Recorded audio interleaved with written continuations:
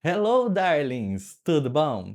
Ó, hoje nós vamos falar sobre a última grande era de Whitney Houston, que é a era I Look to You.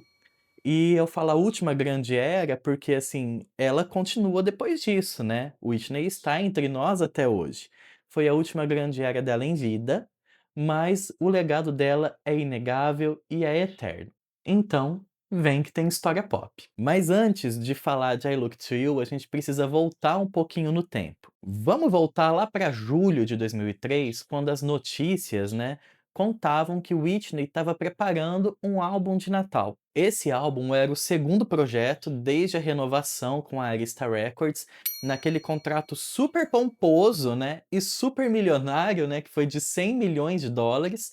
Para ela renovar com a Arista Records, ela já havia lançado Just Whitney e agora o álbum de Natal seria o segundo projeto. E nesse projeto de Natal, ela chama o Mervyn Warren, que já havia trabalhado com ela lá na trilha sonora de The Preacher's Wife. E o disco, batizado de One Wish The Holiday Album, foi lançado em novembro de 2003, e dessa vez a Whitney ela se envolveu mais do que ela se envolveu no álbum anterior, que é o Just Whitney, ajudando ali nos arranjos, na produção, na pós-produção, mas o momento mais marcante desse álbum é a participação da menina Bob, a filha de Whitney, né, fazendo dueto com ela. Só que esse é um daqueles álbuns que passam meio batidos na discografia de um artista. E todos os detalhes sobre os possíveis motivos disso, eu e você a gente já conversou naquele vídeo sobre o Just Whitney. Esse é um álbum meio que para cumprir tabela com a gravadora, é também um álbum de Natal, mais espiritual, que vem na sequência de um escrutínio da mídia que aconteceu na vida de Whitney durante os anos de 2002, 2003. Então é um álbum meio que para limpar a imagem dela. Já que em toda essa fase, que é a fase pós-Clive Davis, Whitney enfrentou muitas dificuldades. E para entender melhor esse período, eu vou dar um resuminho aqui. Lá em 2001, a Whitney renova seu contrato com a Arista Records naquele acordo de 100 milhões de dólares, só que o Clive Davis ele já não está mais na Arista. Ele é convidado a se retirar por conta de sua idade, e quem assume é o L.A. Reid. E o álbum Just Whitney, lá de 2002, é o primeiro que não tem o dedo do Clive. É um álbum bom e vendeu bastante para a época, mas ele não emplacou nenhum grande hit. Além disso, todos os problemas da vida pessoal de Whitney ofuscaram qualquer chance que esse álbum e os singles desse álbum tinham de brilhar. O casamento conturbado com Bobby Brown, problemas de saúde, tudo isso fez tabloide, tudo isso deu notícia, e a promoção do disco, o interesse da mídia pelo disco ficou em segundo, terceiro, quarto plano. E aí, depois que o One Wish é lançado, a Whitney ela dá um tempo. Ela se afasta do estúdio, ela se afasta da mídia, principalmente depois daquele horroroso reality show da família, né, que é aquele reality Being Bobby Brown, filmado ali em 2004, coisa terrível na vida dela. Deus do céu. Depois disso ela, ó, se afasta de vez, né, ela faz só uma pequena turnê em 2004, mas é uma pequena série de shows, numa turnê bem com datas pontuais ali pela Alemanha e pela Ásia, com a Dionne Warwick, a Natalie Cole e ela, uma turnê curtinha chamada The Soul Divas. Mas o destino, ele guarda uma surpresa para o final. A Sony e a BGM se fundem, lembrando que a Arista Records, naquela época, pertence à Sony Music, que a Sony ela compra a Arista Records lá em 2008. Então a Sony, que já tinha a Arista Records no seu guarda-chuva, se funde à BGM, que é onde o Clive estava. Então o Clive volta à ativa, né, no catálogo de Whitney Houston. E foi ele que incentivou a Whitney a se cuidar e a voltar a gravar. Na verdade, tudo isso começa lá em 2005. É porque é assim, ó, é meio confuso, mas vamos lá. A Sony passa a ter controle total da Arista Records em outubro de 2008. Só que o selo Arista Records já estava dentro da estrutura da Sony lá em agosto de 2004, quando a Sony e a BGM unem suas divisões de música e formam a Sony BGM, colocando a Arista, que pertencia ao grupo BGM desde lá de 1979, sob a mesma cúpula operacional. E em outubro de 2008, a Sony compra a parte que falta da Arista, né, que faz com que ela seja inteiramente incorporada à Sony Music Entertainment, que passa a possuir o catálogo da Arista de forma definitiva. Então, as primeiras organizações assim de sessão com entre Clive,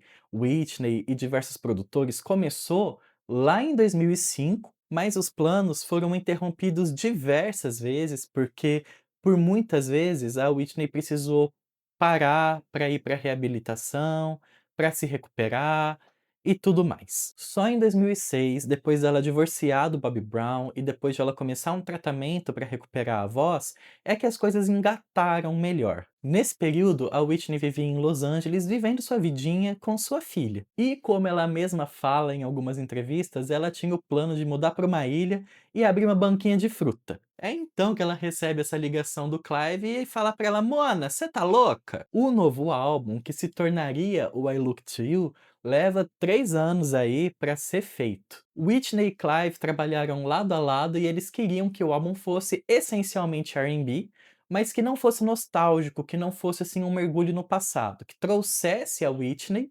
mas que também fosse atual para aquela época. E as letras refletiam tudo o que ela viveu de 2002 para cá. As mudanças, a maternidade, mãe solo, e o álbum quase se chamou Undefeated, Invicta, bem parecido, né, com Invincible do Michael Jackson, que também faz 25 anos esse ano.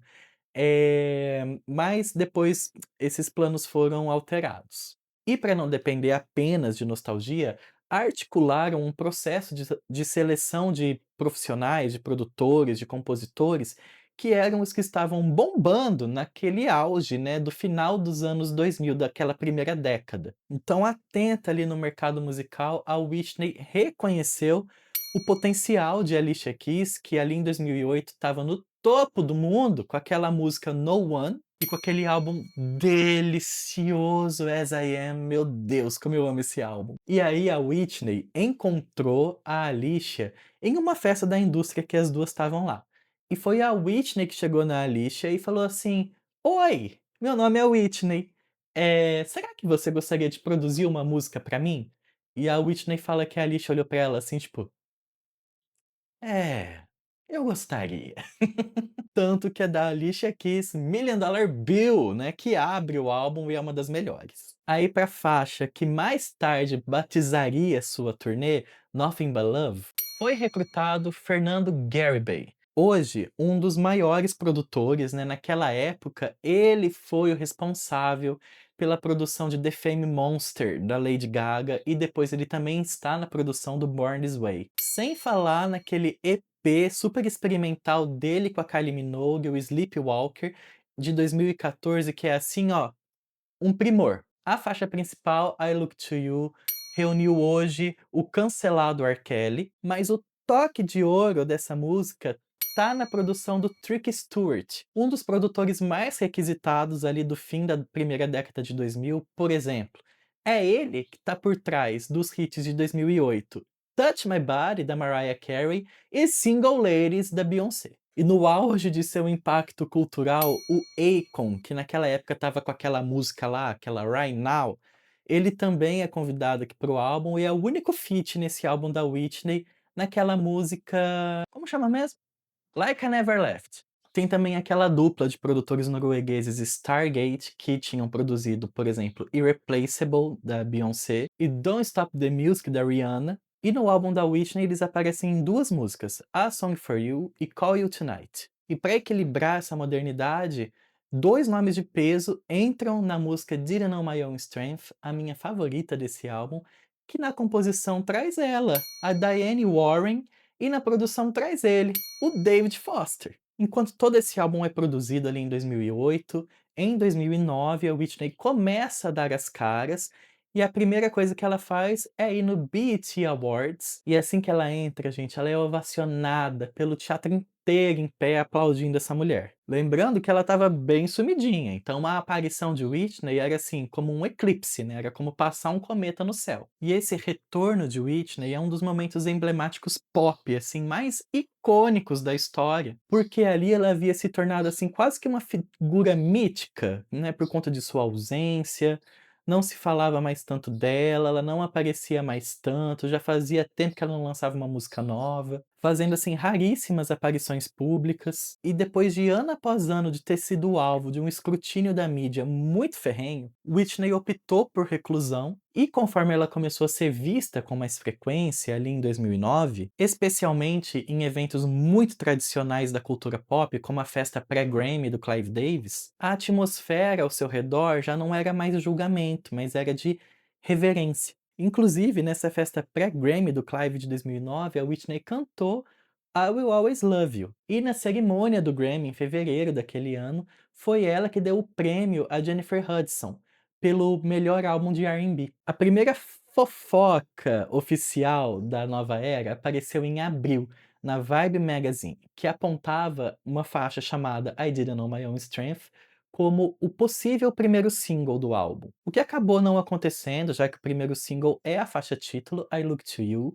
lançada em 23 de julho de 2009. E logo que lançada, a música já garantiu todos os olhares e foi bem sucedida, foi bem recebida, garantindo um dos melhores resultados de Whitney na Billboard desde 2001. Ela marca o 30º hit da cantora nas paradas R&B da Billboard, pegando ali a posição 19 e alcança a posição 70 na Hot 100. O melhor desempenho de uma música inédita de Whitney desde o ano 2000. Provando aí que uma música não precisa ser top 10 ou ter o primeiro lugar para ser considerado icônica. Mas sabe onde ela foi número um? Aqui no Brasil, minha gente. É, darlings, graças à novela Viver a Vida que tinha essa música na trilha sonora. Se você é novinho e não viveu os auges, né, das novelas brasileiras aqui, é assim, se você tinha sua música em uma novela, você podia ter certeza que se principalmente ela fosse tema de um casal, ela ia fazer sucesso absoluto, porque todos os dias, de segunda a sábado,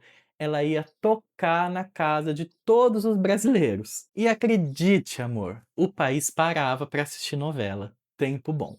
A promoção oficial do álbum começou aí, em julho, um pouquinho antes do lançamento do primeiro single. É que a gravadora promoveu algumas listening parties, antes mesmo do primeiro single ser lançado. Teve uma festa dessa lá em Londres e teve outra em Nova York. Inclusive, nessa de Nova York, todo mundo que era alguém e todo alguém que era importante estava nessa listening party. 9 das 11 faixas foram tocadas e, na ocasião, o Clive Davis ele até mesmo apontou que o primeiro possível single poderia ser a faixa Call You Tonight.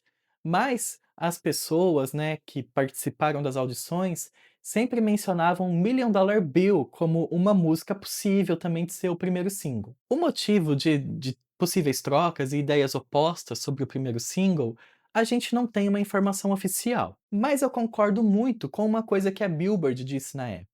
Ela disse assim que no primeiro single de seu primeiro álbum em 7 anos, Whitney é vulnerável e forte ao mesmo tempo, minimalista e profundamente emocional, um sinal do novo tempo. Para mim, talvez não tenha sido a melhor escolha comercial para Whitney retornar, mas com certeza é a melhor porta de entrada para essa era. A previsão era que o álbum fosse lançado no dia 1º de setembro, mas tinha um probleminha aí. Se o álbum fosse lançado nessa data, ele não poderia concorrer ao Grammy do ano que vem, já que as inscrições para o Grammy eram válidas apenas para álbuns lançados até o dia 31 de agosto. Então o álbum foi, como é que fala? Antecipado em um dia. Ele foi lançado no dia 31 de agosto por esse motivo. E para Whitney, esse é um álbum que forma uma cápsula do tempo. As dificuldades, as alegrias, o tempo bom, o tempo ruim, o divórcio, ser mãe solteira, as mudanças da vida. E durante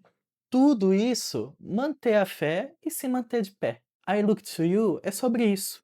Não é sobre uma coesão sonora, não é sobre um tema central, é sobre isso. é sobre simplesmente assim: essa foi a minha vida nos últimos anos e aqui estou eu falando dela. De modo geral, a crítica recebeu com bons olhos esse álbum, chamando de um bom retorno, ainda que com imperfeições. Foi apontado muito por vários veículos como um disco de superação, mas que não chega perto, né, da grandiosidade dos discos dos anos 80 e 90 da Whitney. O ponto mais comentado foi a mudança na voz de Whitney. Vários críticos apontavam para essa voz mais grave, mais rouca, com novas texturas, mas apontavam de forma positiva, pois trazia ali a sensação de vulnerabilidade e de maturidade ao mesmo tempo. O álbum estreou direto na primeira posição dos álbuns mais vendidos dos Estados Unidos, um feito que Whitney não fazia desde 1987 com o álbum Whitney, e na primeira semana ali no país vendeu 305.000 cópias. Ele também estreou em primeiro lugar no Canadá, Suíça, Itália, Alemanha, França, Espanha, por aí vai. Seguindo, né, o mês do lançamento, ali em setembro, ela fez uma performance no Good Morning America e também teve aquela entrevista, né, de 2 episódios na Oprah Winfrey, que é apoteótica e que a própria Oprah define como a melhor entrevista que ela já fez em toda a sua carreira. Em outubro, foi anunciado que em 2010 Whitney faria uma turnê. E naquele mês ela estava numa turnê promocional pela Europa e isso alimentou ainda mais o hype. Chegamos em novembro, o álbum já é platinado ao redor do mundo, e aí chegam as nomeações ao Grammy. E o álbum I Look to You ganha zero, nada, é completamente ignorado pelo Grammy. Em dezembro, a gente tem o primeiro gostinho de como a turnê seria, porque a Whitney ela faz 2 shows na Rússia, um em Moscou, um em São Petersburgo, mas assim, eles não são considerados shows oficiais da turnê. Sei lá, é meio que um soft opening, assim, sabe?